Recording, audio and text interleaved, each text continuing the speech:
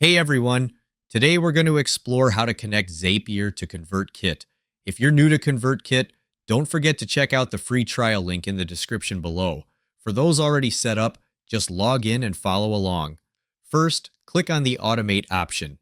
Here, you'll see an option for apps. Click on it. Then, scroll down a bit until you find the Zapier app. Click on Install. I have already signed up for a Zapier account. You can sign up on their website, or Zapier will prompt you to create an account if you haven't done so yet. After that, follow the process and click on Connect to ConvertKit. Your account will be connected, and you'll arrive at the Zapier dashboard to create Zaps. Hopefully, this tutorial will help you. If you're looking to quickly grow your email list while also earning high-ticket commissions, I've got a free training program for you, linked in the description below.